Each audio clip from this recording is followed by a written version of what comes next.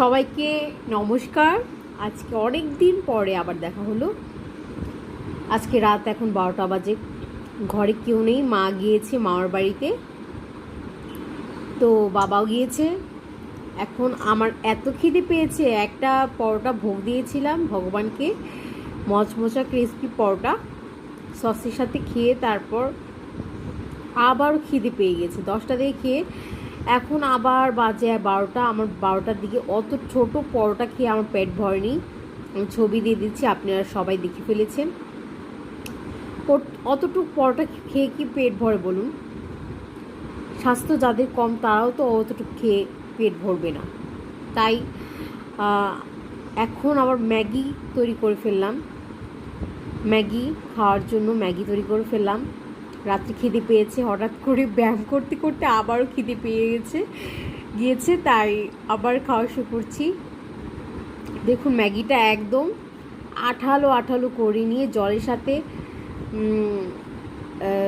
জলের সাথে এটা ম্যাগিটা জলের মধ্যে, গরম জলে, ফুটন্ত জলে দিয়ে তারপর আঠালো করার পরে যখন শুকিয়ে গিয়েছে, একবারে আঠালো হয়ে গিয়েছে, তখন আমি তেলটা ম্যাগির মধ্যে ছেড়ে দিয়ে একটুখানি তেল দিয়ে তারপর নাড়তে নাড়তে এরকম হয়ে গিয়েছে, একদম আঠালো ঝরঝরে।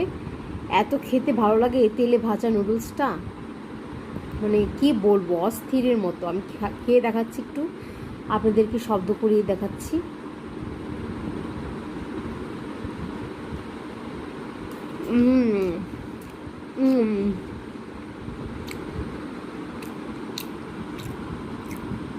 অনেক মজার হয়েছে, এত টেস্টি হয়েছে, কি বলবো আপনাদেরকে। এই ম্যাগি 10 টাকার ম্যাগি এত টেস্টি লাগে এভাবে বানালে। আপনারা অবশ্যই ছানা, পনির এগুলো দিয়ে বানাতে পারেন, আরও বেশি মজা লাগবে। কিন্তু সেটা ছাড়াই এত টেস্টি লাগছে। ম্যাগি, শুধু ম্যাগি জল দিয়ে ফুটানো গরম জলে দিয়ে আঠা আঠা করে বানিয়ে ওই ম্যাগিটা খেতে খুব টেস্টি হয়। সত্যি বলতে কিচ্ছু লাগে না ম্যাগিতে, শুধু ম্যাগি নুডলসের জন্য কোনো কিছু ভেজিটেবল, তেল এগুলো কিচ্ছু লাগে না, শুধু সিদ্ধ করলেই সবচেয়ে টেস্টি হয়। আর শুধু একটু তেল দিয়ে পরে নাড়তে থাকলে এরকম আঠা আঠা ঝরঝরে আরও টেস্টি সুস্বাদু হয়ে যায়। আপনারা বুঝতে পারছেন কেন বলছি ম্যাগিটাই কেন স্বাদ আর সবচেয়ে বেস্ট নুডলস। তো